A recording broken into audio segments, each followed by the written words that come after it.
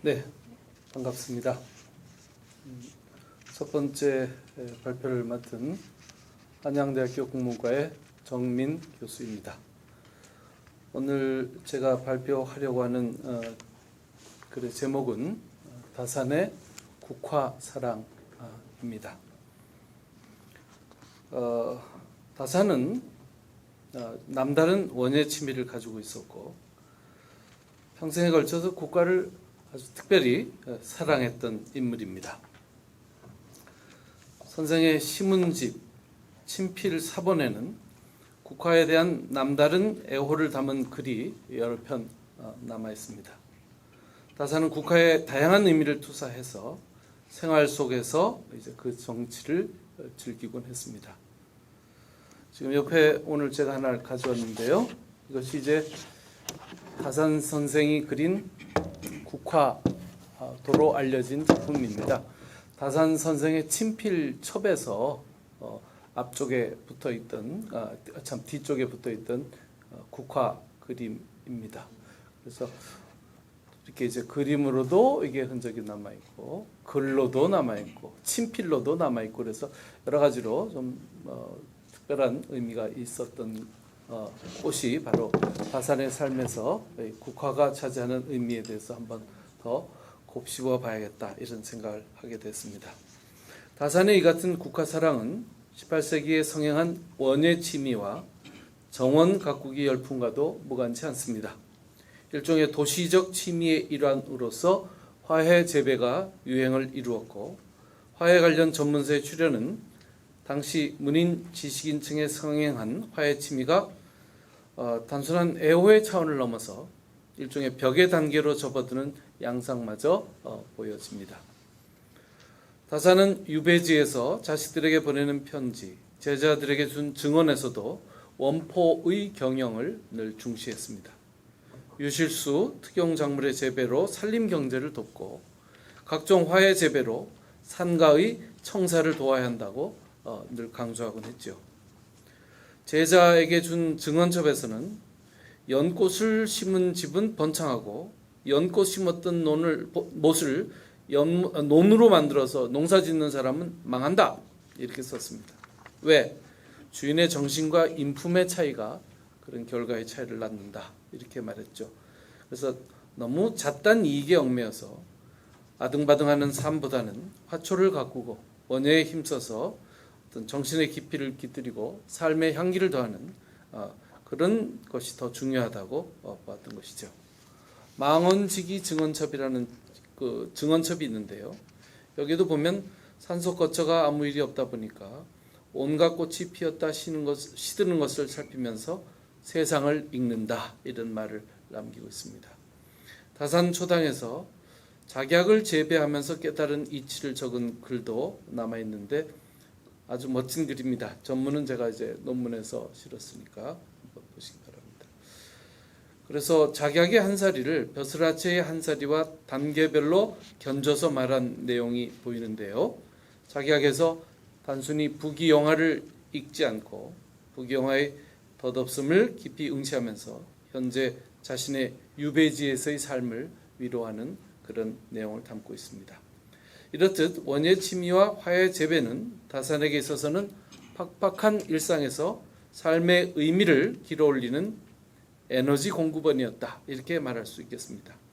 잠시 머무는 공간에서도 다산은 성실껏 그 공간을 가꾸었고 이것을 지켜보며 시를 짓고 문장으로 쓰면서 삶의 행간에서 깊은 비를 읽어내곤 했던 것이죠. 국화에 대한 다산의 애호는 승려 초이에게 준 시의순첩에 잘 나타나 있습니다. 다산은 자신이 국화를 여름에는 잎새를, 가을에는 꽃을 감상하고 낮에는 국화의 자태를 보고 밤에는 국화의 그림자를 사랑한다고 이야기를 했습니다. 계절에 관계없이 밤낮을 구분하지 않고 국화를 사랑했다고 썼죠. 이 모습을 지켜본 옆에 무실 선생이라고 하는 이제 허구 가공의 인물이 이제 다산을 나무랍니다. 왜 열매도 없고 꽃만 피는 국화를 열매까지 있는 복사꽃이나 오얏, 매화, 살구 같은 것을 안 기르고 왜 국화만 기르냐? 군자가 어떻게 실질이 없는 꽃에만 탐닉하는가? 이렇게 이제 뭐라고 이제 한마디를 하죠. 이때 다산의 대답은 이렇습니다. 무실이 꽃으로는 안 되고 열매가 있어야만 한다는 논리는 너무 단순한 논리가 아니냐. 입으로 들어가는 것만 실용이고 눈으로 보는 것은 무용이라고 하면 이건 말도 안 된다. 우리가 그것을 통해 무엇을 기르는가의 문제를 따져야지 이것이 화폐 가치로 환전 가치가 있느냐를 가지고 따진다는 것은 너무 무참하다는 것이죠. 그렇게 말하면 실용이 없는 농부만 성인이 될 수 있고 시집고 공부하는 것이 전부 쓸데없는 것이 되지 않느냐. 그러니까 당신의 이런 실용의 논법은 겉보기에는 그럴듯해 보이지만 이게 더 큰 문제를 낳을 수 있다. 그래서 이 비유를 통해서 추구해야 할 가치가 반드시 손에 잡히고 입에 넣을 수 있는 그런 실용만을 우리가 실용으로 봐서는 안 된다. 이렇게 이제 주장한 것이죠. 다산은 중난 화목기라는 글에서 자기가 서울의 그 명례방의 코딱지만한 작은 집에서 무려 18종류의 국화를 화분에 넣고 길렀다고 직접 수례하고 있습니다. 이것은 상당히 전문적 재배에 가깝죠. 그래서 이 시기 문인들의 글 속에는 국화 재배에 대한 내용이 아주 많이 나오는데요. 국화 재배가 아주 열풍을 일으키고 경쟁적으로 가속화되던 그 당시의 분위기를 잘 보여줍니다. 제자 황상에게 준 글에서는 선비의 거처라면 한 48종류의 국화쯤은 길러야지 그래도 국화 좀 길렀다고 말하지 이렇게 이제 말하는 내용이 나오는데요. 이 48종의 국화는 이쪽 가평 쪽에 미원촌이라는 곳이 있었는데 미원촌에 살던 심시성을 가진 노인이 자기 정원에 48종의 국화를 길렀다는 이야기를 쓴 시가 보입니다. 여기서 나온 숫자가 48입니다. 그래서 이 외에도 다산 신문집에서 제가 DB로 국화를 쳐가지고 다산 신문집에 범위를 딱 걸었더니 시가 어마어마하게 많이 나오더라고요. 그래서 이제 그 중에서 대표적인 작품들은 이 발표문에서 소개를 했고 오늘은 간략한 발표를 하는 자리라서 작품까지 소개하지는 못하겠습니다.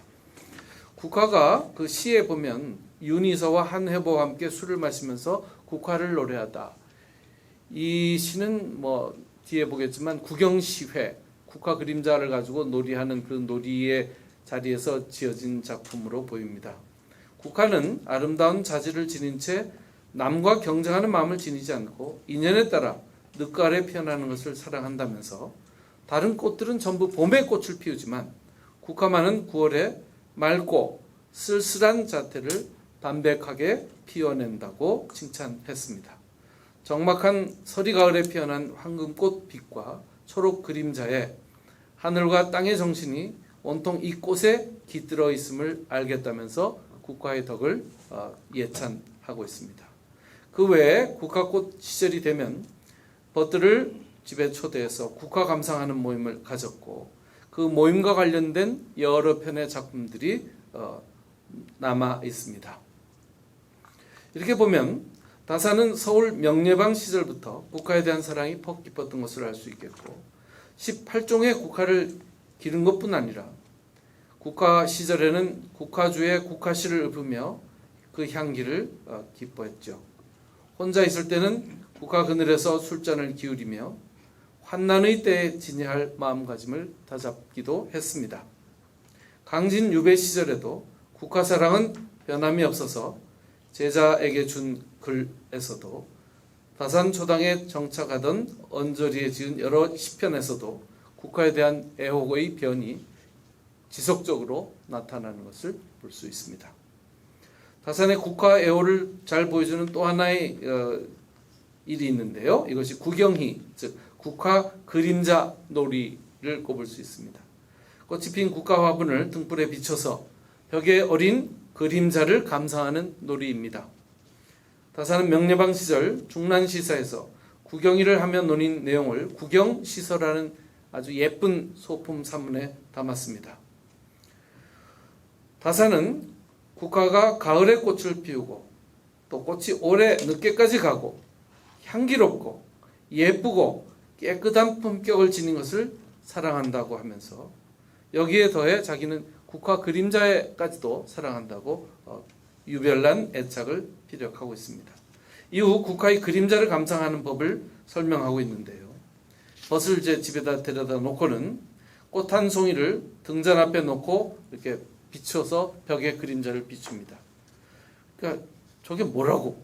이제 벽이 이제 벗이 시큰둥하게 반응하니까 기대치를 떨어뜨린 뒤에 다시 이제 절차를 딱 갖춰가지고 방 안에 모든 세간 다 치우고 국화 화분을 늘어세운 뒤에 약간의 거리를 두고 등잔불을 딱 밝히니까 갑자기 흰 벽 위에 요지경의 세상이 펼쳐지기 시작합니다.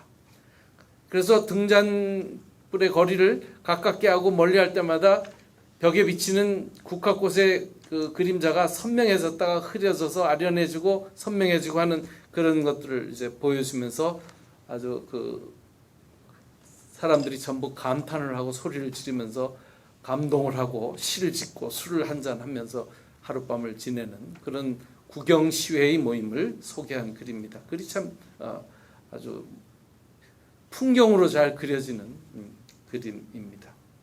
다산은 윤참이 묘지명에서는 그날 구경시에 참여했던 사람의 그 묘지명인데 그날 구경시회를 열던 밤의 기억을 떠올렸고 한치흥 역시 또 참석자였던 한치흥에게 보낸 편지에서도 우리 그때 참 즐거웠는데 기뻤는데 라면서 구경시의 추억을 회상하고 있습니다.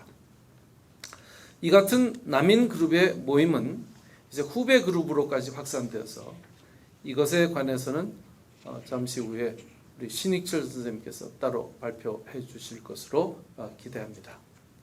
그래서 이렇게 다산의 국화애호와 국화시, 그다음에 구경시회를 가볍게 소개했는데요.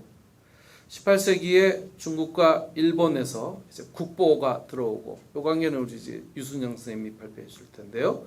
희귀 품종의 국화가 수입되어 재배되면서 국화는 이제 전통적인 개념의 오상고절의 군자를 상징하는 꽃에 머물지 않고 경화사족의 고한 풍요와 해맑은 운치를 드러내는 등가물로 자리를 잡게 됩니다.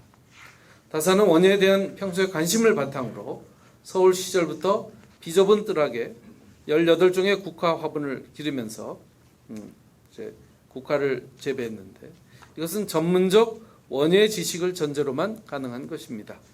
여기에 더해 구경시회라는 독특하고도 운치 있는 다산 이전에 이런 모임을 가졌다는 기록은 없는 것으로 알고 있는데요.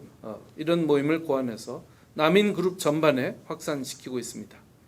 아들과 제자 그룹에까지 이어진 이 모임은 19세기 풍류 운사의 한 장면으로 기억할 만합니다. 다산이 무실 선생과의 문답을 통해서 국화의 실용 가치에 대해서 자기만의 논점을 펼친 것은 다산의 실용이 물질의 그것이 아닌 정신 가치의 비중을 둔 것이기 때문에 더 의미 깊다고 생각합니다. 단순한 호사치미에 그치기 쉬운 국화 애호가 더 철학적인 어떤 깊이를 지닐 수 있게 해 주었기 때문이죠. 실학자 다산이 사랑한 국화, 그것은 그가 평생 견지한 학문 정신과 삶의 태도를 상징하는 꽃이기도 했다고 생각합니다. 짧게 발표 마치겠습니다. 고맙습니다.